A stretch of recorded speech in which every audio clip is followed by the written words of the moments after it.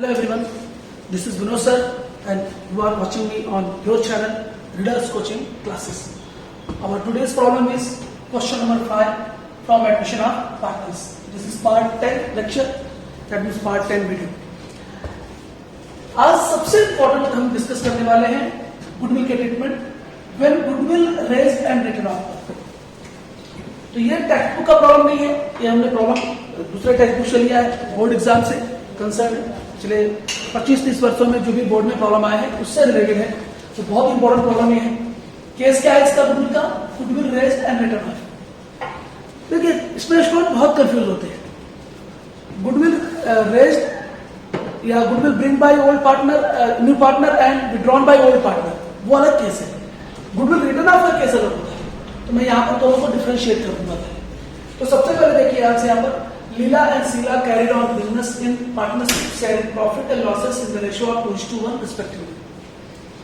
उनकी balance sheet दी हुई है, कैपिटल है लीला शीला का, क्रेडिटर है, आउटस्टैंडिंग एक्सपेंसेस है, आपको दिया हुआ है। इसके अंदर एक चीज ध्यान देना, लोन टू बिना है और इन्वेस्टमेंट 10,000 आउटर में दिया है, उसकी मार्केट वैल्यू 12,000 है, तो ये ध्यान देना होगा। They decided to admit Meena on 1st April 2012 with following conditions. Investment are to be revalued at market price. तो इन्वेस्टमेंट हमें क्या लेना होगा? इन्वेस्टमेंट को रिवैल्यूड किया है मार्केट प्राइस पर, मार्केट प्राइस 12,000, तो हमें न्यू बैलेंस शीट में दिखाना होगा इन्वेस्टमेंट को 12,000। ओल्ड बैलेंस शीट में 10,000 है, न्यू बैलेंस शीट में मार्केट वैल्यू पर लेना है, रिवैल्यूड एट मार्केट प्राइस है, तो न्यू बैलेंस शीट में आएगा 12,000। इसका मतलब हुआ गुडविल की वैल्यू 2,000 से क्या हुई? बढ़ गई, इंक्रीज हो गई। तो हम क्या करेंगे? 2,000 rupees profit and loss adjustment account या रिवैल्यूएशन अकाउंट के डेबिट में रख देंगे। तो यहाँ पर प्रिपेयर नेसेसरी लेजर अकाउंट, हमें नेसेसरी लेजर अकाउंट बनाना है, मतलब हम रिवैल्यूएशन अकाउंट बनाएंगे, पार्टनर्स कैपिटल अकाउंट बनाएंगे और न्यू बैलेंस शीट बनाएंगे। अब अभी करना क्या है ध्यान दीजिए, तो ये होगी आपकी इन्वेस्टमेंट की बात। इसके बाद interest due on loan to Bina at the rate of 12% पर एनम फॉर 9 मंथ। तो हमने बीना को लोन दिया है, ये एसेट है हमारा, उस पर 12% के रेट से 9 मंथ का इंटरेस्ट मिलना बाकी है। तो जब हम loan to Bina new balance sheet में लेके जाएंगे तो 20,000 पर क्या करेंगे? 20,000 पर 12% से 9 मंथ का इंटरेस्ट कैलकुलेट करेंगे। 12 से 12 कैंसिल, 0 से 0 कैंसिल, 1,800 रुपीज इंटरेस्ट मिलना बाकी है। तो हम क्या करेंगे? लोन टू बिना न्यू बैलेंस शीट में इनर कॉलम में 20,000 प्लस इंटरेस्ट रिसीवेबल 1,800, तो आउटर में हो जाएगा 21,800। तो हमारा जो लोन टू बिना है इतना अमाउंट मिलने वाला है, ये एक तरह से असेट है हमारी और ये अप्रिशिएट हो गया, तो जाएगा कहां पर? रिवैल्यूएशन अकाउंट के क्रेडिट में। इसकी एंट्री क्या होगी? Investment account, interest on investment account debit या interest receivable on investment account debit 1,800 to revaluation account कितना? 1,800। ये लोन टू बिना का इफेक्ट होगा। इसके बाद क्या दिया आपको है? Create 3% RDD on debtor. अब ये डेटर है, इसका 3% आरडीडी लेस कर देंगे, तो 3% जो भी आएगा 900 आएगा, लेस कर देंगे और आउटर में जाएंगे। दैट मीन्स डेटर 300 रुपीज से कम हो गया, तो 300 रुपीज कहा जाएगा रिवैल्यूएशन अकाउंट के debit, revaluation account debit to RDD account 900 rupees. इसके बाद unrecorded liability rupees 1,100 is settled by paying cash. हमने अनरिकॉर्डेड लायबिलिटी को पे कर दिया, तो कैश पे किया, तो unrecorded liability account debit to cash और बैंक अकाउंट। अनरिकॉर्डेड लायबिलिटी को पे कर दिया, तो ये हो जाएगी स्ट्रीम। इसके बाद goodwill to be raised at ₹21,000 and is to be return off. Goodwill raised and return off रहेगा तो क्या करना होगा? ध्यान रखिए। तो गुडविल रेज्ड करने की एंट्री क्या होगा? अभी हमने प्रीवियस प्रॉब्लम में देखा था, पार्ट 9 के लेक्चर को ध्यान से देखेंगे तो हमने गुडविल रेज्ड की बात बताई थी। तो गुडविल जब रेज्ड होगा तो खाली क्या होगा? ओनली गुडविल रेज्ड रहेगा, तो ओल्ड पार्टनर को डिस्ट्रीब्यूट करेंगे और गुडविल न्यू बैलेंस शीट में छाएगा। और अगर गुडविल रेज होकर रिटर्न ऑफ हो गया तो फिर 2 एंट्री होगी। पहली एंट्री क्या होगी? हम क्या करेंगे? पहली एंट्री में करेंगे goodwill account debit, goodwill account debit 21,000 to old partner. Old partner कौन है? लीला और Sheela, to Leela's capital account to Sheela's capital account का रेशो है, ओल्ड रेशो क्या है आपका 2:1, तो इसको जाएगा 14,000 और इसको जाएगा 7,000। ये हो गया एक एंट्री, यानी कि गुडविल अकाउंट बनाओगे तो गुडविल अकाउंट के डेबिट में to Leela's account to Sheela's account 14,000 and 7,000 goodwill account के डेबिट में। और पार्टनर कैपिटल अकाउंट के क्रेडिट में क्या लिखेंगे, बाय गुडविल अकाउंट लीला के कॉलम में 14,000, शीला के कॉलम में 7,000, एक एंट्री। दूसरा गुडविल क्या हो गया, इसके बाद रिटर्न ऑफ हो गया। जब गुडविल रिटर्न ऑफ हो जाएगा तो all partners capital account debit to goodwill account. अगर गुडविल विड्रॉल होता है तो all partners capital account debit to cash और बैंक अकाउंट है, याद रखना होगा यहाँ पर। और गुडविल रिटर्न ऑफ है तो all partners capital account debit तो लीला। अच्छा यहां पर देखिए, जब भी गुडविल क्या होगा, रिटर्न ऑफ होगा तो न्यू प्रॉफिट शेयरिंग रेशो नहीं होगा। आप देखिए प्रॉब्लम में यहाँ पे न्यू प्रॉफिट शेयरिंग रेशो दे दिया है 7th इंफॉर्मेशन में, the partner decided to share equally. अगर ये इंफॉर्मेशन नहीं दी होती तो हमें क्या कैलकुलेट करना होता, पहले new profit sharing ratio calculate करना होता, वही balance of 1 = 1 minus share of new partner, और इसके बाद new ratio equal to old ratio into balance of 1 into old ratio. तो वही मेथड जो हमने किया हुआ है। लेकिन यहाँ पे दे दिया है कि पार्टनर्स डिसाइड कर रहे हैं कि वो आगे फ्यूचर में इक्वल शेयर करेंगे, यहाँ पे इक्वल शेयर करेंगे तो Leela's capital account debit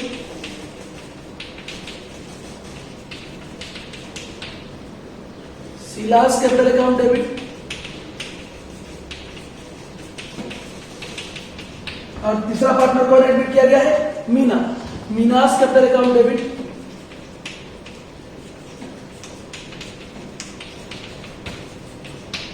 equal तो 7,000 7,000 7,000 21,000 को हम तीनों में इक्वली डिवाइड कर देंगे टू गुडविल अकाउंट, और गुडविल अकाउंट हमारा क्या हो जाएगा क्लोज 21,000। तो गुडविल अकाउंट के डेबिट में इन दोनों का नाम आएगा अमाउंट, और गुडविल अकाउंट के क्रेडिट में तीनों का नाम जाएगा, तो गुडविल अकाउंट क्लोज हो जाएगा इस तरह से।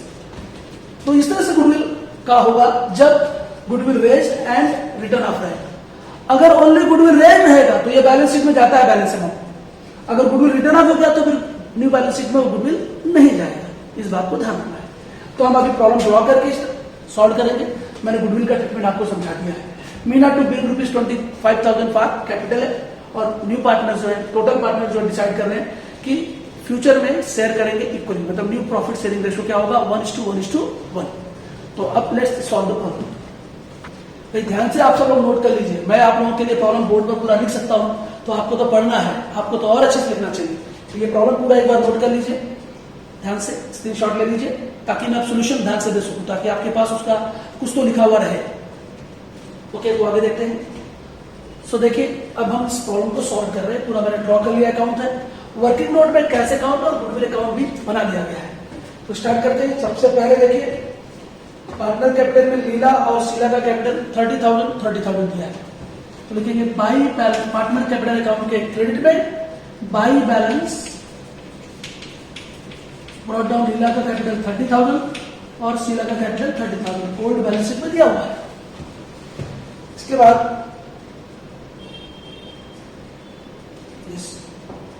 इसके बाद नया पार्टनर कितना कैपिटल आ रहा है, मीना कितना कैपिटल लेके आ रही है। Meena to bring ₹25,000 for capital, 6th adjustment या 6th इंफॉर्मेशन, तो मीना 25,000 कैपिटल आ रही है। तो जब भी नया पार्टनर कैपिटल आएगा, कैश और bank account debit to new partners capital account, तो यहाँ पे एंट्री क्या बनेगी, cash account debit 25,000 to Meena's capital account 25,000। तो मीना कैपिटल अकाउंट के क्रेडिट में by cash account Meena 25,000 capital लेकर आ रहा है, और कैश अकाउंट के डेबिट में सबसे पहले तो टू बैलेंस ब्रॉट डाउन दिया जाए, असेट साइड में इसका बैलेंस दिया होगा, to balance brought down. Space का शॉर्टेज है, दैट्स वाई थोड़ा सा यहाँ पर शॉर्टकट में लिखा है, ध्यान देना। तो वही है कैश का बैलेंस है 45,000, तो 45,000 मैंने कम स्पेस दिया हुआ है, ध्यान दीजिएगा। कैश का बैलेंस दिया था आपको बैलेंस शीट के असेट में 45,000 ना, तो ये हो गया आपका नया पार्टनर क्या लाया, कैपिटल लेकर आया। मीना कैपिटल लेकर आ रही है 25,000। अब हम जाएंगे कहां पर, कैश अकाउंट के डेबिट में to Meena's capital account, Meena's capital account 25,000 क्या ला रही है, कैपिटल आ रही है। तो देखिए जब भी नया पार्टनर कैपिटल आएगा, पार्टनर कैपिटल अकाउंट के क्रेडिट में और कैश या बैंक अकाउंट के डेबिट, ये हो गया आपका। इसके बाद गुडविल का ट्रीटमेंट करते हैं। Goodwill is to be raised at 21,000 and is to be return off. तो हमने आपको एंट्री बता दिया था दोस्तों भाई प्रॉब्लम करने से, स्टार्ट करने से पहले। तो पहले गुडविल रेज्ड होगा, तो गुडविल रेज्ड होना मतलब क्या एंट्री बताया था हमने, goodwill account debit to old partners capital account. तो हमने देखो गुडविल को ओल्ड पार्टनर में बांट दिया था बाई गुडविल अकाउंट। 21,000 था तो 2:1 में बांटा था, तो 14,000 एंड 7,000, ये गुडविल रेज होगा। अब गुडविल रेज होगा तो पार्टनर गुडविल अकाउंट के डेबिट में to Leela's capital account, Leela's capital account 14,000 और टू सीलास कैपिटल अकाउंट 7,000। तो एंट्री हमने पहले बता दिया था, वैसे ही पोस्टिंग किया। पार्टनर कैपिटल अकाउंट के क्रेडिट में बाय गुडविल अकाउंट 14,000 7,000। इसके बाद गुडविल अकाउंट के डेबिट में old partner capital account debit कर दिया 14,000 7,000। अब रिटर्न ऑफ करना है, तो जब गुडविल रिटर्न ऑफ होगा तो गुडविल रिटर्न ऑफ करते समय क्या होगा, all partners capital account debit to goodwill account. तो सभी पार्टनर कैपिटल अकाउंट के डेबिट में क्या लगेंगे, to goodwill account return off. ये गुडविल क्या हो गया, रिटर्न ऑफ हो गया और इक्वल रिटर्न ऑफ हुआ था, तो 7,000 7,000 7,000 टोटल गुडविल रेज हुआ 21,000। तीनों पार्टनर में हम बांट देंगे गुडविल रिटर्न ऑफ के केस में। और गुडविल अकाउंट के क्रेडिट में by Leela's capital account, by Sheela's capital account and by Meena's capital account 7,000 7,000 and 7,000। और दोनों साइड का जाएगा गुडविल अकाउंट क्लोज हो जाएगा 21,000 से, यानी कि गुडविल न्यू बैलेंस शीट में नहीं जाएगा। हमने क्वेश्चन नंबर 4 जब सॉल्व किया था, यानी कि टेक्स्ट बुक का फर्स्ट सेकंड थर्ड वाला क्वेश्चन सॉल्व किया था, उसमें गुडविल रेस था, तो बैलेंस शीट के असेट साइड में गुडविल दिया था। लेकिन यहाँ पे गुडविल रिटर्न ऑफ होने के कारण अब बैलेंस शीट में नहीं जाएगा, गुडविल अकाउंट क्लोज हो जाएगा। इसके बाद आते हैं नेक्स्ट एडजस्टमेंट पर। अभी फर्स्ट एडजस्टमेंट देखते हैं, investment are to be valued at market price. अब देखिए बैलेंस शीट के असेट साइड में इन्वेस्टमेंट लिखा है और असेट में आउटर कॉलम में दिया है 10,000 और ब्रैकेट में लिखा है कि इन्वेस्टमेंट की जो मार्केट वैल्यू है वो 12,000। तो यहाँ पे एडजस्टमेंट में कह रहा है कि, या इंफॉर्मेशन में कह रहा है कि आपको जो इन्वेस्टमेंट है उसकी वैल्यू को मार्केट प्राइस पर कंसीडर करना है। तो यहाँ पे हम लिखेंगे कि इन्वेस्टमेंट असेटमेंट, अब हम दिखा रहे हैं 12,000। मुझे बताइए ओल्ड बैलेंस शीट में आपने क्या लिया है, इन्वेस्टमेंट को आउटर में 10,000 लिया है। अभी उसको मार्केट प्राइस जो थी, उसकी जो मार्केट वैल्यू जो थी वो 12,000 थी। नई बैलेंस शीट में उसकी मार्केट वैल्यू को रखने के लिए कह रहा है, तो 2,000 से इन्वेस्टमेंट क्या हो गया, एप्रिशिएट हो गया, बढ़ गया। तो 2,000 रुपीज कहा जाएगा रिवैल्यूएशन अकाउंट के क्रेडिट में बाई इन्वेस्टमेंट अकाउंट 2,000। ये हो गया फर्स्ट इंफॉर्मेशन। सेकंड है interest due on loan to Bina at the rate of 12% पर एनम फॉर 9 मंथ। तो हमने कैलकुलेट करके बताया था कि बीना को लोन कितना दिया गया है, असेट साइड में दिया था, loan to Bina 20,000, loan to Bina 20,000 दिया था, उस पर हमने इंटरेस्ट निकाला था plus interest receivable, interest receivable 12% से पर 9 मंथ। तो कितना आया था, 1800 आया था, कितना आया था 1800। तो 1800 अमाउंट आया था, ये रिसीवेबल है, इंटरेस्ट मिलना बाकी है, तो 21,800 जाएगा, यानी कि लोन टू बीना का अमाउंट बढ़ गया 1,800 से। तो 1,800 जो इंटरेस्ट रिसीवेबल है ये रिवैल्यूएशन अकाउंट के क्रेडिट में जाएगा, क्योंकि एसेट की वैल्यू एप्रिशिएट होगी। तो बाई इंटरेस्ट रिसीवेबल 1,800। इसके बाद नेक्स्ट इंफॉर्मेशन है क्रिएट आरडीडी 3% ऑन डेटर। तो आपका डेटर कितना है, सन्ड्री डेटर 30,000 है, सन्ड्री डेटर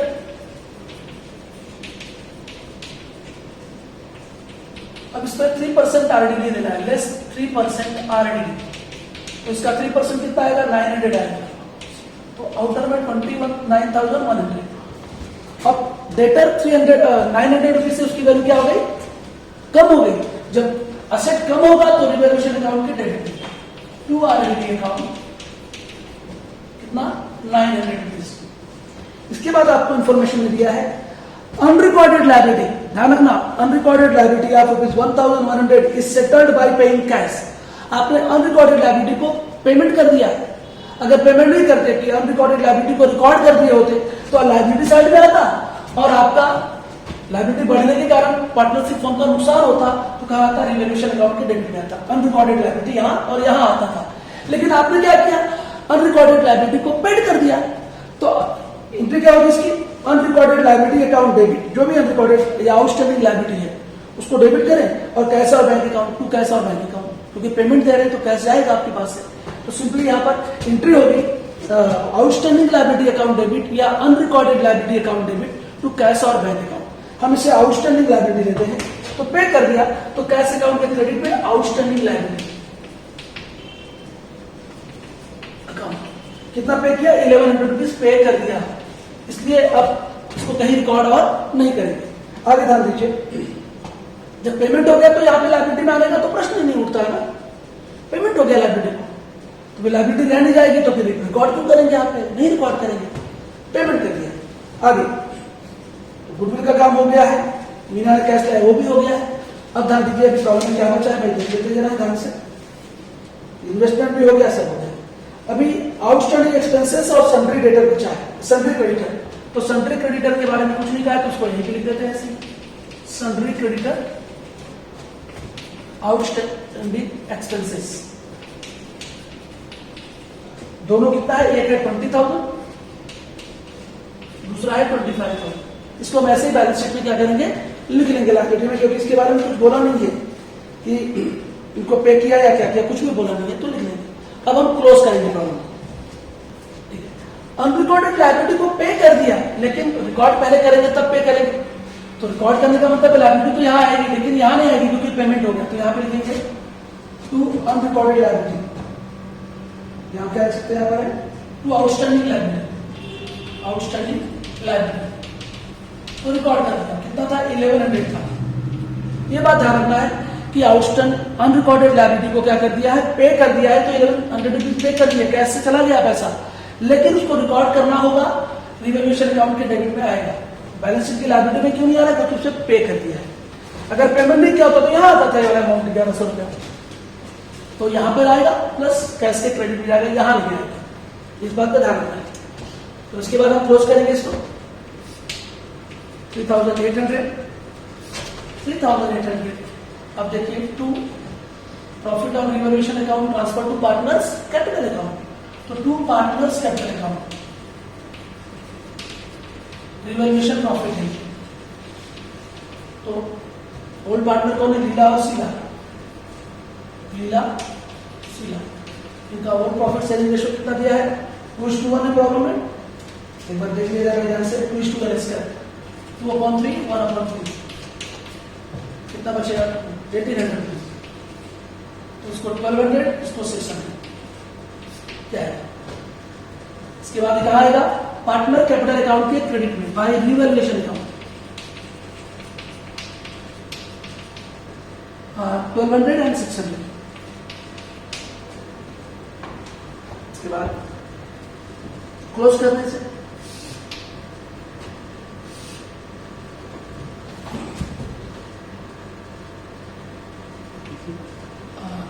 आ गया, 4N15 3N14 45,200 37,600 एंड 25,000। इसी क्लोज कर दीजिए, यहाँ पे 25,200 37,600 and 25,000। To balance carried out, इसमें से 7,000 माइनस कर दो,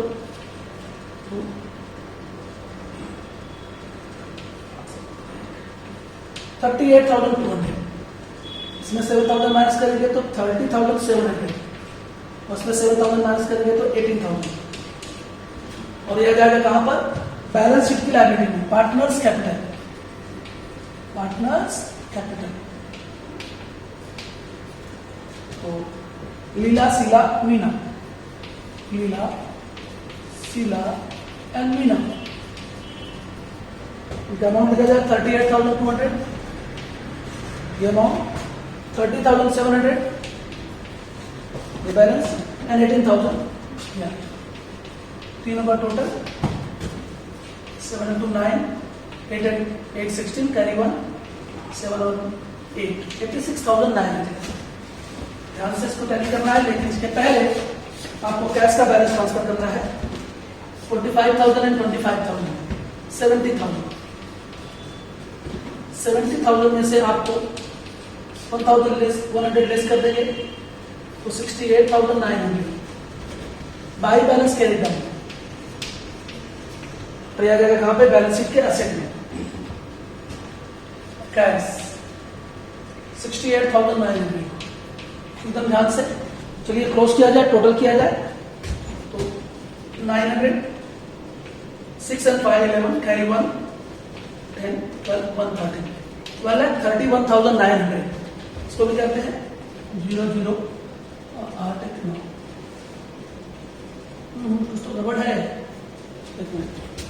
सो एक मिस्टेक थी हमारी, देखिए यहाँ पे 37,600 था, तो ये 30,600 बचेगा।